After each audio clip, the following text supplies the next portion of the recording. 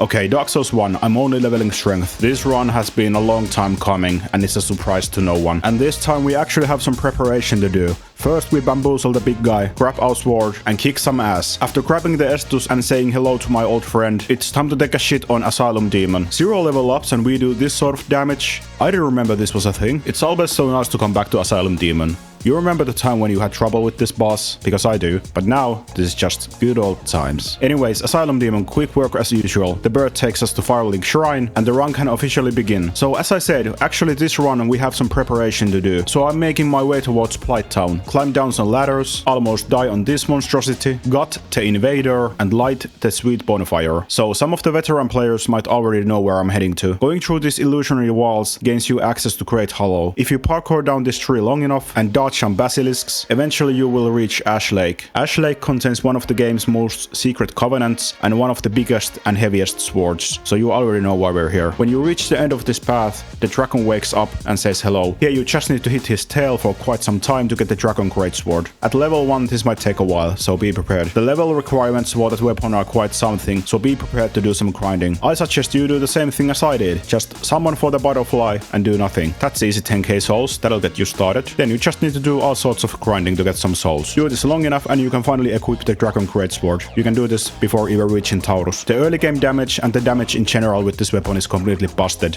so you're gonna have some fun. Unfortunate for me, I can only level up strength, which means that even with the Havel ring on, I still med roll, so I guess I'm stuck with that. But hey, I've beaten this game without running or rolling, so is that even gonna be a problem? I guess not. Okay, here we go. Let's go check out Gargoyles. Poor Gargoyles. They're thinking they're gonna fight some level 1 scrub who just started Dark Souls, but how wrong they are. Let's see what happens. Okay, after seeing that, I gotta tip the other gargoyle for bravery. Even though he just witnessed his other guy die, the second one also tries to fight back, but that's gonna be an easy 2-shot kill. We ring the first bell and move on. It's time to head for one of my favorite bosses of the whole game, Taurus Demon. All this time I've had this mini secret challenge for this run. I have never one-shotted Taurus. Is this gonna be the day? I bait him to reveal himself, climb the ladder and hope for the best.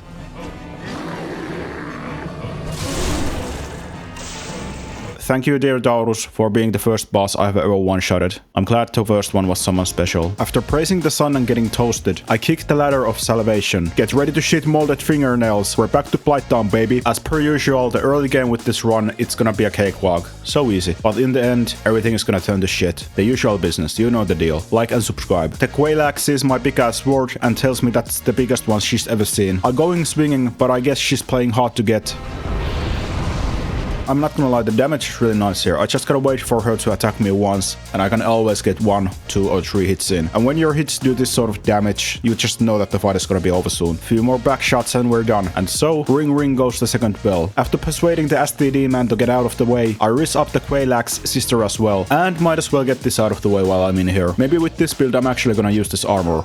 Who knows? With Ceaseless, it's the usual business. Just wait out one attack and run for your life. Swing some dick and get the hell out of here. Yeah, I might as well try this one out. When I'm back to Firelink Shrine, I take the elevator up, hit the parkour jump, and pretend I'm a bird for a little while. If you drop one of these egg thingies here, they'll trade it up for a dragon scale. How nice. What a fair deal. So reasonable. It's time to drop down and face the Asylum Demon on PEDs. This fight ain't so tough. Just look out for his attacks, especially the one which blows up the whole arena.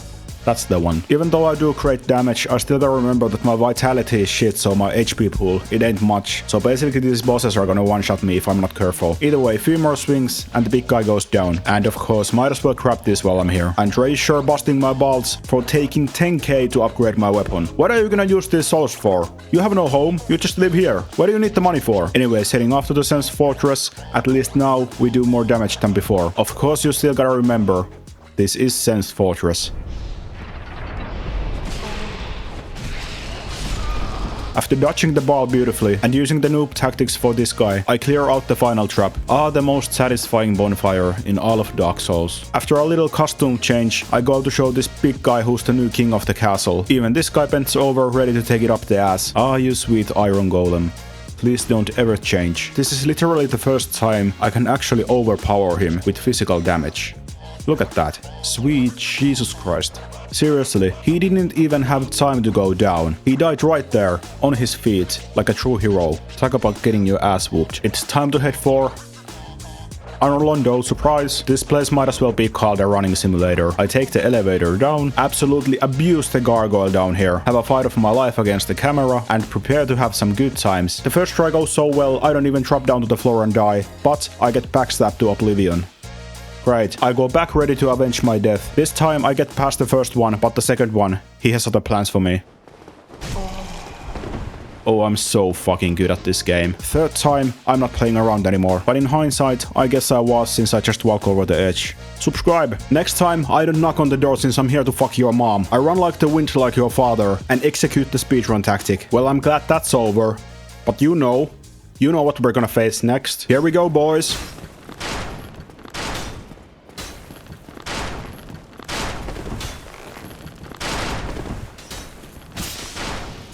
Thank God, Metro and the busted damage for the rescue. Boom, boom, boom, boom, boom. Hell yeah, here we go, here we go. We're starting to look good. It's also super nice to use this shortcut again. Since we're not playing around anymore, I just strap on the Halo set and go straight for the boss. Smoke takes one long look at me and straight away tells Ornstein, "We're cooked, bro." When Ornstein misses his thrust, he's cooked indeed. Still, the low HP I have might be an issue here, so I keep my distance and be smart about it. Of course, when I take the final swing on the little bro, we hit the classic stalemate. Next try, I actually reach the second phase without dying. I have also switched to a lighter armor, so I can kinda roll away from his attacks. This fight is actually super easy. You just gotta look out for that one attack. That one, you know what I'm talking about. This one right here. Just run away. Don't even try. Anyway, if you just manage to stay patient and take the shots you can get, the fight is easy and over soon. And so goes down one of the classic duo bosses of the series. Wait a minute, I'll take that back about the best dual boss. Next up, for the first time, I remember to place down the Lord Vessel. It's time to head for the good times. And by good times, I mean Sage Bro number 3. The tactic for this fight, it's the usual recipe. Just be patient and look out for this one attack. Sometimes even if you time your attacks just right, you can stun lock him to do the same attack over and over again. One last time and he's done as well. I can't believe I used to have trouble with this boss. But hey, I think I can make that same statement about any other boss in this game. Quick level up to 60 strength, and we're off to the second best boss of the game. Centipede Demon is truly a perfect combination of boss music, design, boss arena, and moveset. This fight is just phenomenal. I take one last swing and it goes down. It's always sad to leave this place behind. I run through Lost Isolith as fast as I can, but not fast enough. I grab the secret bonfire and get the hell out of here. Also, you might want to grab this sunlight maggot while you're in here. That'll come in handy. Then it's time for the pain in the ass grind for the dragon scales. These guys, I think they have a 5% drop rate on those bad boys, so we're gonna be here for a while. But for some miracle of God, I get the last two on the same run. What are the chances of this? Seriously, I gotta hit the lottery. It's payday for Anor again, and we are off to fight Wolfie. Seath gets really mad that I have a bigger sword than him, and he comes out swinging. Unfortunate for him, he has 0 defense against the brute force I can dish out. I make sure to hit the power attack to end his suffering. Next up, bust out the Havel set and bust in your pants while I run through catacombs. This place is probably nothing special to you who are watching this video, so I just skip right to the fun. Please, enjoy the fun.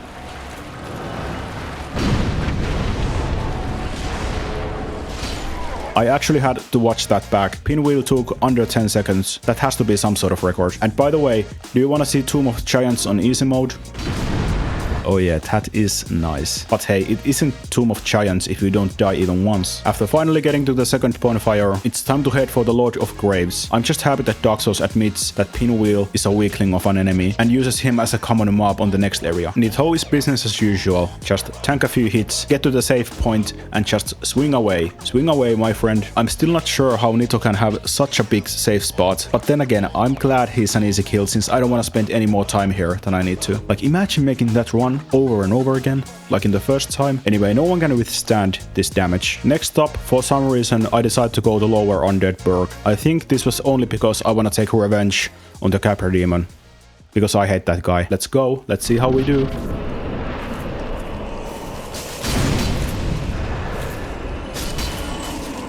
Come on, you have to like and subscribe for that. Oh yeah, now I remember, I did this to get this merchant open. After all that, you might not be surprised what is up next. I grabbed the soul of the Firekeeper, clear out some paranormal activity, kindly ask the key to the seal, and of course get stun locked all the way back to Firelink Shrine. After finally running past the area like a maniac, I turn the said seal. When I'm heading off to the Four Kings boss fight, I do such an rookie mistake, I still cannot believe it. I try to replace the Covenant of Artorias ring with the Halo ring, and this is what happens.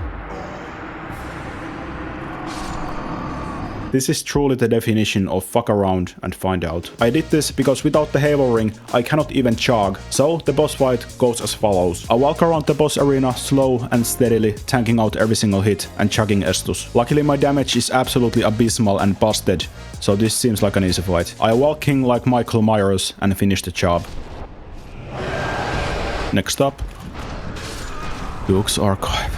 I clear out the scum and head for the mandatory death. I'm really surprised that with the power attack of this sword you can actually deal damage to Seath. He just heals right up. Come on, that would have been so great. In the prison I do the mandatory tasks as fast as possible to get the hell out of this cursed place. Luckily in the archive I know exactly what to do. I turn these stairs, turn the other stairs and just run to safety ignoring all the enemies. Boom, how do you like that boys? If something in video games can get a grown ass man holding back tears, it's this boss run. During the boss fight, make sure you stand right here for as long as you can to get as many hits in as you can during the stun. Also take into account these goddamn fucking crap enemies who get into the boss arena. You wouldn't want to get cursed all the way over here. Seriously, this cannot be fucking possible. Not here, not now.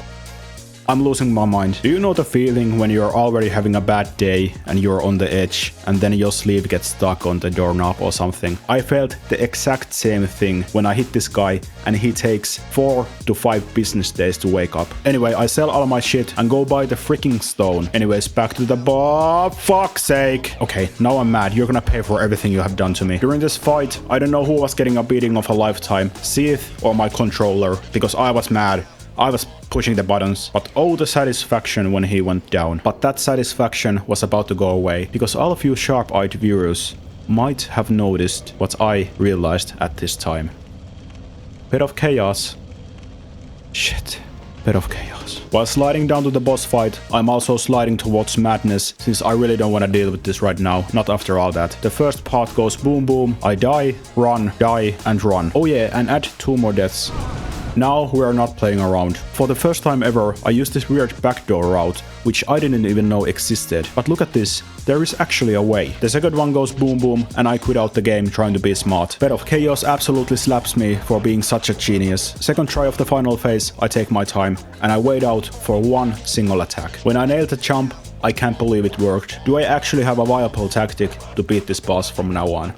I don't even want to talk about you anymore. Pop in the soul and open goes the door. Queen turned out to be quite a battle since the low vitality. It's not good here. I'm cooked. Even though my damage is good, I still gotta be able to tank out some hits and run away when needed. But hey, with this sort of build, how am I gonna do that? Sometimes I even regretted for choosing to use this sort of a sword, since I cannot even mid-roll. There would have been so many other options, like the sway hander, which would have been just perfect for this fight, because I could fast roll with that thing. But in the end, Queen finally goes down, and that's it guys, that's the challenge. Dark Souls 1 by leveling only strength. If you have any other Dark Souls challenges in mind you want me to try, leave a comment down below. Until that next video, like, subscribe, and I'll see you in the next one.